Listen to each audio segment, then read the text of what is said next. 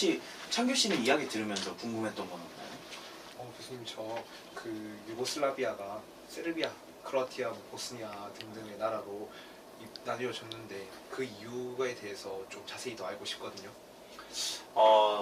실은 그 유고슬라비아라는 나라가 만들어질 때는 이제 1차 세계대전 이후에 연합국의 의도에 맞춰서 만들어지게 되거든요. 그때는 이제 민족 간의 동등성에 기초해서 세르비아, 크로아티아, 슬로베니아 왕국으로 만들어졌다가 1929년에 이제 최초로 유고슬라비아 왕국이라는 이름이 이제 만들어지게 됩니다. 그러다가 이제 사회주의 정권이 들어서면서부터 본격적으로 유고슬라비아 연방이란 이름하에 6개 공화국이 만들어지게 되는데 이제 이게 티토가 살아있을 때는 괜찮았었어요. 서로 간의 갈등이라든지 이런 문제들이 없었는데 티토가 80년 5월에 죽고 나서 서로 간의 갈등이 좀 심해지게 되죠. 그러나 중에 이제 사회주의라는 구심점도 사라지게 되고 그리고 서로 간에 엮어줬었던 경제적 유대 관계도 약해지면서 결과적으로는 분열이 되게 됩니다. 그 유고슬라비아 내전에 직접적이나 간접적으로 피해를 겪으신 사항도 있으실까요? 제 개인적으로는 부어 내전과 보스니아 내전의 그 주범으로 몰린 게 이제 세르비아거든요. 세르비아다 보니까 제가 있었던 그 벨그라드가 세르비아의 수도였고, 그러니까 세르비아가 국제사회의 주범으로 몰렸고 다른 국가들은 이제 세르비아로부터 이탈하려는 그런 움직임을 보였다고 할 수가 있는데, 그러다 보니까 이제 아무래도 국제사회, 특히 미국을 중심으로 해서 생션, 즉 경제금수 조치가 내려지거든요. 계란이 한 판에 우리나라 돈으로 치자 그러면 한 2,000원 하던 게 10개짜리가 신경제 정책, 신디나르 정책을 쓰면서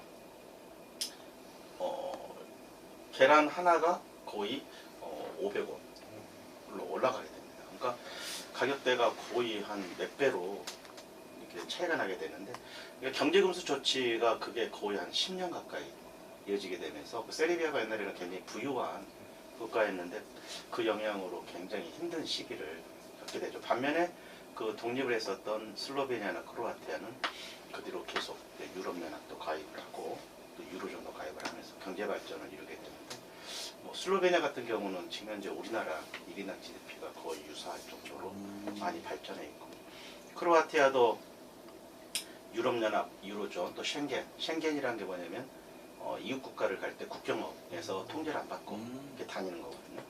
그러니까 그게 이제 적용이 되게 되면서 굉장히 경제 발전과 이런 뭐 주변 국가들과의 관계가 굉장히 좋아지고 있다고 봐야 되겠죠. 네, 흥미로운 얘기 많이 해주셔서 감사합니다, 교수님.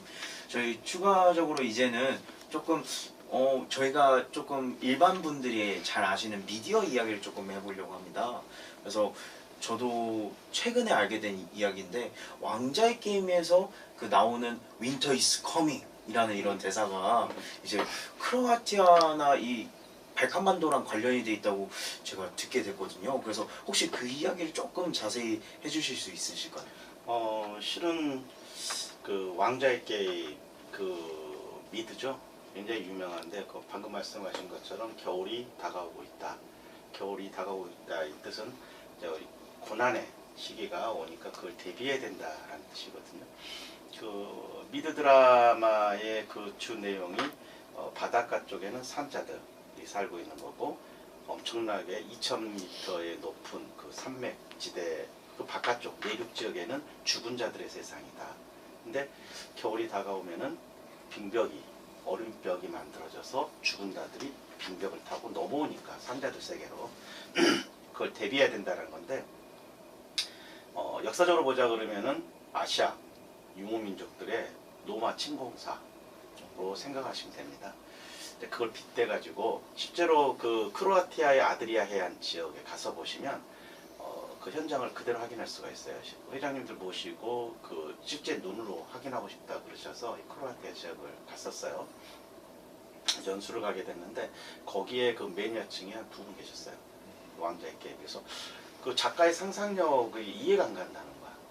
어떻게 이런 작가가 어떤 상상력을 가지고 이걸 만들 수 있었을까? 그런데 현장에 직접 가시고 나서 그 디나르 알프스 산맥이 1300km에 걸쳐서 약 2000m 높은 산맥이 두껍게 펼쳐져 있는 모습을 보고 아, 작가의 상상력이 충분히 공감을 하는 걸 볼 수가 있었습니다. 그래서 실제로 그 이탈리아 반도의 건너편, 아드리아의 건너편인 이 크로아티아의 해안 지역은 오랫동안 고대 로마인들의 휴양지였습니다. 우리로 치면 폼페이 기억을 하실지 모르겠는데 그 폼페이처럼 휴양지였다라고 생각하시면 됩니다. 그 천연의 요새가 그 디나르 알프스 산맥이었고 그래서 내륙과 해안이 완전히 갈라진 문화를 가지고 있었는데 대표적인 장소가 그러다 보니까 그 왕자의 게임을 찍었던 장소가 크로아티아의 반드시 죽기 전에 가봐야 할 천국이다라고 불려지고 있는 그 두브로브니크 그리고 또 하나 그 로마 황제의 거처가 있는 디오클레티아누스 1700년 전에 지어졌던 로마 궁전이죠. 그 스플리트 거기서 촬영을 하게 됩니다. 그래서 많은 아직도 그 왕자의 게임이나 그거 말고도 그 상당수 그 미드 드라마에서 이런 로마 관련된 판타지 소설과 관련된 것들 지금 오늘날에도 계속 그쪽에서 찍고 있고 그래서 가시게 되면 직접 현장에서 그런 것들을 눈으로 보실 수 있다, 흥미를 느끼실 수 있다라고 생각이 듭니다.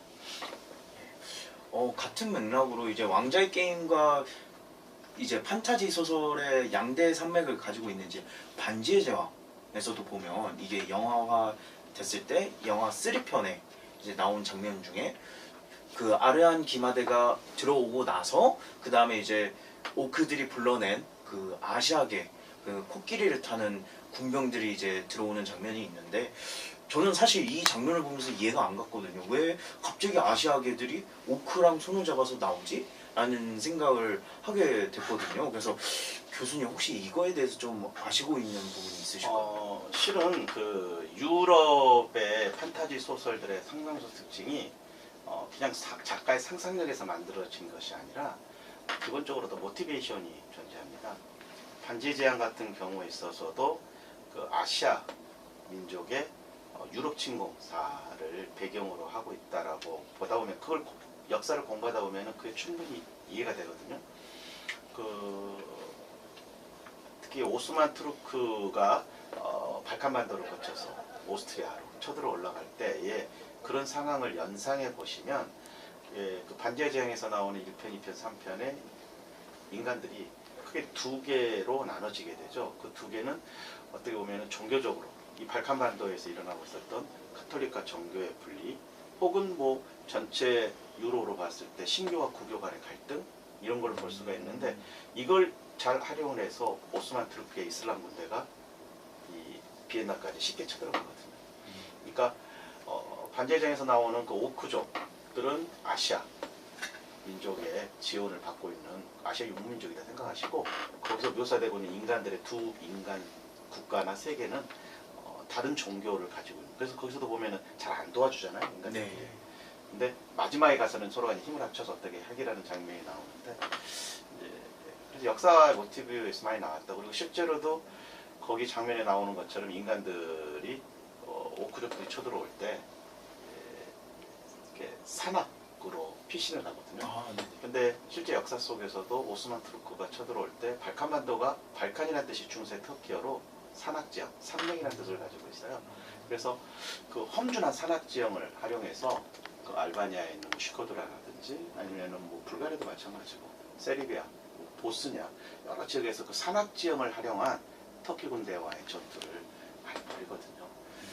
그러니까 그런 것들도 연관해서 보시면 뭐 작가한테 물어봐야 되겠지만 작가의 일방적인 상상력에서만 나온 건 아닐 거다라고 하는 게 제 추론.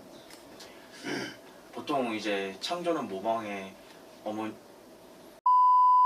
죄송합니다. 모방한 창조의 어머니다. 뭐 이런 식으로 얘기를 할 정도로 이제 어떻게 보면 그 모티베이션을 따왔다는 게 저는 가설이 아니라 어느 정도 맞다라고 생각이 드는데요. 네, 다음으로는 저희 이제 분야를 조금 바꿔서 스포츠로 한번 이야기를 전환을 해보려고 합니다. 그래서 최근에 이제 유로 바스켓, 그러니까 농구 월드컵이 이제 유럽에서 열렸었는데 그 유로 바스켓에서 보스니아, 뭐 슬로베니아, 세르비아 등이 그 그 16강 진출하고 슬로베니아는 심지어 8강까지 진출함으로써 이제 스포츠적으로도 되게 발칸반도가 각광받고 있구나라고 이렇게 느끼고 있는데요. 혹시 유고슬라비아나 그런 그 크로아티아나 세르비아의 뭐 축구팀, 농구팀 중에 조금 유명했던 스포츠 스타가 있을까요? 기본적으로 그 유고 지역은요 인구수가 얼마 안 돼요. 뭐 인구수 우리나라에 비하면 턱도 없이 부족하지만 우리로 따지자 그러면 뭐 중국 인구보다 훨씬 많지만 그쪽가 또 축구를 더 잘하잖아요. 근데 그런 거라고 생각하시고 뭐 크로아티아 같은 경우만 해도 인구가 한 400만도 안 되는 그런 상황인데 실제 가서 보시면은 전부 다 그 생활체육이 잘 돼 있어요. 그래서 저 유학실에도 보면은 우리가 이렇게 좀 소홀히 했던 비인기 종목들 있잖아요. 뭐 핸드볼, 수구 뭐 이런 쪽들이 또 뭐 테니스는 마찬가지죠. 뭐 테니스 워낙 유명하니까 그런 것들이 굉장히 생활 속에서 묻어납니다. 다 누구든지 활성화되어 있는 모습을 볼 수가 있고 그 중에서도 가장 인기 있는 스포츠는 역시 축구다라고 할 수가 있죠. 그래서 축구 선수 중에서 기억이 난다 그러면은 유학 시절에 그 슈케르 그 크로아티아를 그 프랑스 월드컵 때 4강 안에 올렸었던 슈케르가 좀 기억이 남죠. 그래서 실은 그 슈케르가 그 이름값이 굉장히 올라졌을 때 우리나라의 그 프로축구단에서도 관심을 가졌었어요. 그 중에 하나가 이제 데유 로얄즈인데 데유 로얄즈가 좀 관심을 가지고 좀 어필을 한 걸로 제가 알고 있어요. 근데 슈케르 입장에서는 데유보다는 좀 다른 그룹을 원했어요. 예, 그래서 거기서는 이제 현재까지 그 슈케르가 내걸었던 그 돈 액수가 좀 너무 세서 이게 좀 슈케르가 다른 데로 간 걸로 제가 알고 있습니다. 근데 그 이후에 보면은 우리나라에 와 있는 상당수 축구 선수들 그리고 뭐 여러 스포츠 분야 선수들은 실은 여러분 그 선배 중에 옛날에 한 분이 그 매니지먼트 있죠? 이렇게 스포츠 매니지먼트 회사에 들어가서 상당수가 이렇게 데려온 선수들이기도 합니다. 그리고 지금 현재도 여러분들 그런 매니지먼트 관련돼서도 회사에 들어가시게 되면 아마 꼭 유고 지역뿐만 아니라 그 다른 동유럽의 우수한 선수들을 이렇게 영입해서 많이 데리고 올 수가 있을 거예요. 데리고 오라고 이렇게 요청이 들어갈 거고. 특히 또 한국에 또 2015년에 울산에서 뛰었던 오르샤 선수도 크로아티아 출신이고 또 지금 울산의 미드필더인 보얀치 선수도 국적은 스웨덴이긴 하지만 부모님이 크로아티아 분이랑 보스니아 분이어서 그 3중 국적을 또 가지고 있는 선수기도 하고 또 헝가리 출신의 마틴 아담 선수도 울산에서 뛴 정도가 있을 만큼 동유럽 쪽의 스포츠 스타가 정말 많은 것 같다고 생각을 하고 있는데 혹시 또 다른 분야 축구 말고도 뭐 테니스 쪽에 유명 스타가 또 있는지.